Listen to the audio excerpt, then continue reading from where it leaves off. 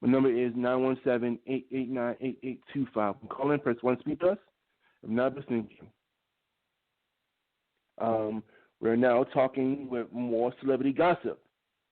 Instead of, we do some more Twitter fightings here. Today, Ryan Reynolds starred Deadpool, and people that didn't know Ryan Reynolds' first start was a show called Two Guys, a Girl, and a Pizza Place. It was way back in the day. He tweeted something that is offensive, and he remembers his time on Sesame Street. He said, and I quote, "I remember how challenging it was to be singing because the a-hole was so tight, but I pushed through because all the kids over the country were counting on me."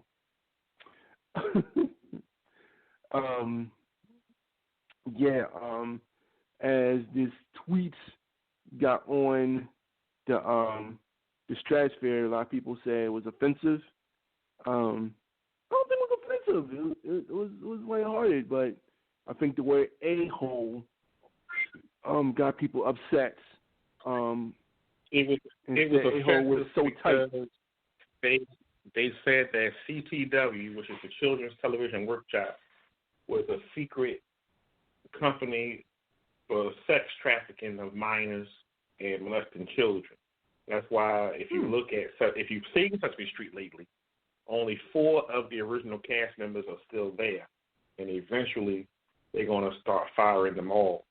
So the black guy who plays the mailman, he's the new executive director who walks around with Ernie, who walks around with Big Bird. You got Sam. Oh, am I supposed to get their real names? Oh, never mind.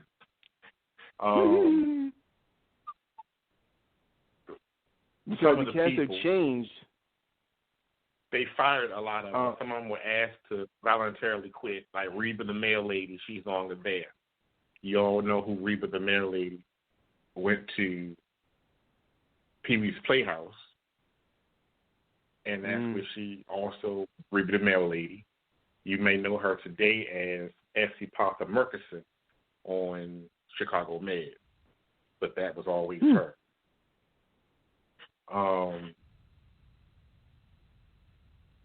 It's hard to say it without giving their real names because I can't remember the characters' names that they play. Oscar the Grouch is still there. The little sour, I don't know what Oscar was supposed to be. I think he's a pile of grass now that I think about it. There was a baby Grouch that's gone. There's no more Elmo because Elmo got out of the closet.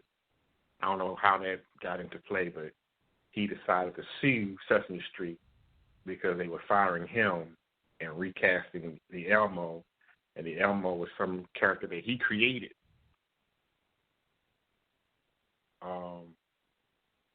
Grover, which is also an Elmo character, was the purple thing, and he was the red thing. And if you go to the stores, you notice that all of the Tickle Me Elmos have been removed from the store shelves. So when you fight a big corporation like CTW and think that you're going to make a profit off of them, they will remind you that you are a nobody and you have to start with nothing. You know, he should have had a patent on his idea and they wouldn't be able to touch it. Then you had Rosie O'Donnell. When she came out of the closet, she further put the spotlight on them as gays and lesbians around children. See, it's a touchy subject because CTW is also closely tight-knit with the Christian Coalition. And they don't have that connection with gays and children, like Jerry Falwell and all that stupid stuff.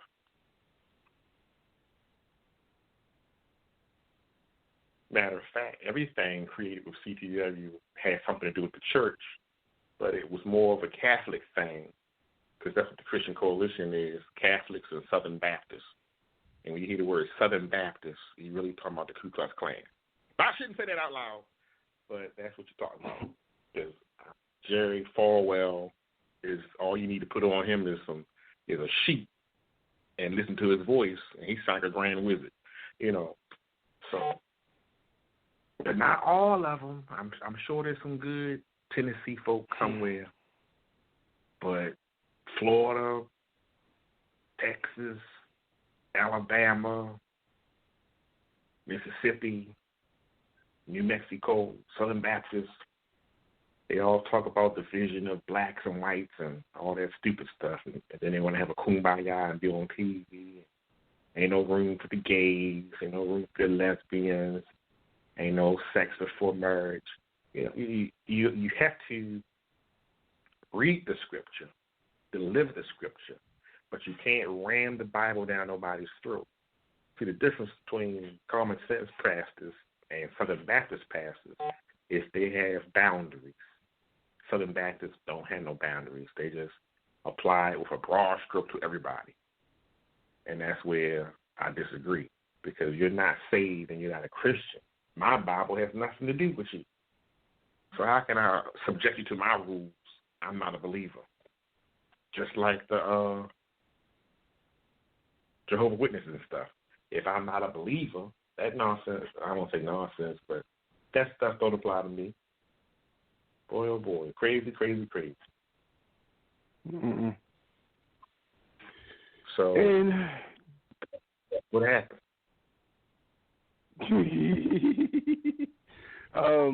Got one more thing. Trailers that came out today that everybody's excited for. One is Godzilla versus King Kong.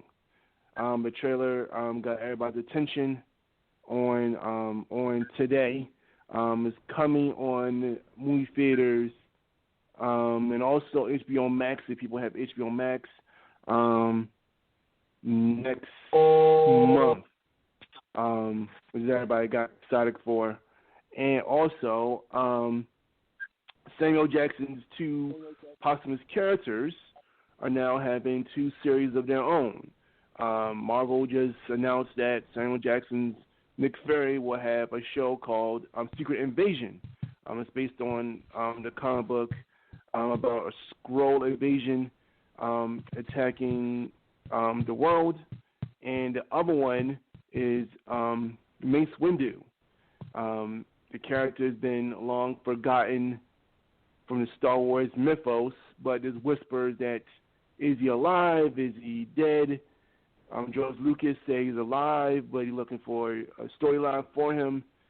He's having a new series that's in development on Disney Plus. The title is still unknown.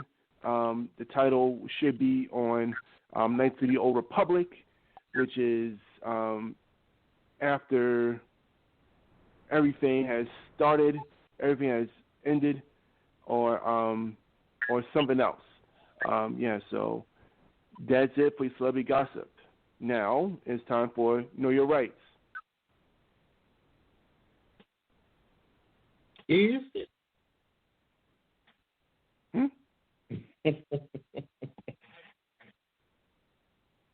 me pull up my map. See what the topic is today. I know it's three of them.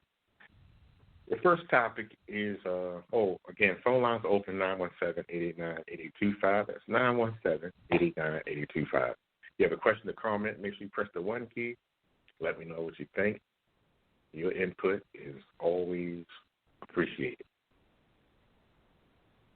The first topic, they're talking about mandatory vaccination. Okay. Under the Constitution, the power of the president to make anything mandatory is only within the rights of the Constitution. There is no mandate the president can give that says if you don't take the flu shot, you'll lose your citizenship. If you don't take the flu shot, then you're going to get a taxation.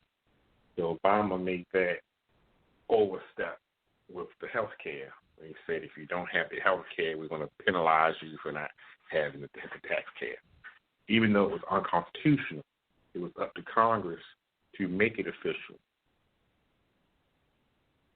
And Congress made it official. And thank goodness for one of the good things that Trump did was to change that and take that penalty out of it. So maybe this year I might get some return on my taxes if I can go back that far and put that in as a loss, along with my COVID paperwork. If your employer says you can't come back to work until you get the flu shot, you do have a case to sue. Because there is a precedent when it comes to health care. Now, if it's anything else that does not require an injection, something that's, if they say you got to wear a patch, you can wear the patch. If they say it's mandatory for you to wear or take a temperature, you have to take the temperature. All these things are things that are outside of the body. Anything that's internal or deals with internal medicine, your employer, your government, and any of the like cannot force you to take it. There's case studies on this. There was, I'll start with the most recent first because everybody knows John Travolta. John Travolta had a son who needed an operation at the hospital, and they say we can treat the son with a couple of shots, and the child would survive. And John Travolta said, no, I don't believe in medicine. That's a sign of crazy people, and we're going to pray on it that he lives. So essentially, he let his son die because he did not have the vaccination that most children are born with to have. Did he get charged with murder? No. Did he get charged with neglect as a parent? No. Is it because he's white? No. Is it because he's rich and celebrity? No. It's under religious protections, even though I know and you know that Scientology mess is not a religion, it's a cult. So under the cult, they let it slide. Another case in study, Jehovah's Witness Church. Goes all the way back to the 70s. There was a car accident where a woman and children were in a car, and the husband was contacted and said, your wife needs a blood transfusion, and that will save her life. And they said, no, we're going to pray and let God fix her. Because one of the tenets of Jehovah's Witnesses is no blood transfusions, period. What's in the body stays in the body. They don't do organ donation or nothing like that. So the wife died, and the children went to foster care because there were 6 kids, and there was no way possible for him to watch 6 kids by himself as a single parent, school-age kids at that, and he's working nights. So that means essentially the children would be unsupervised. They'd be supervised during the day at school, but when they come home from school, there will be nobody there because he's at work, 4 p.m. to midnight.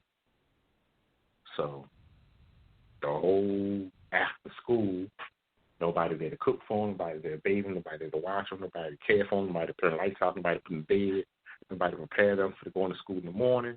And when he gets there at night, he only got maybe 2 or 3 hours to send him back off to school again. So that's the only time they would see each other would be to send him off to school. Court said, okay, wife died, so you have the right to refuse medical treatment. You have the right to refuse medical care. The only loophole of that law is if a relative or supervised guardian, that means your mother, your father, or your child, not your grandmother, not your cousin, not your neighbor, mother, father, or child. A child can be your supervised guardian if the child is over 18. So you could be 18. I mean, a child can be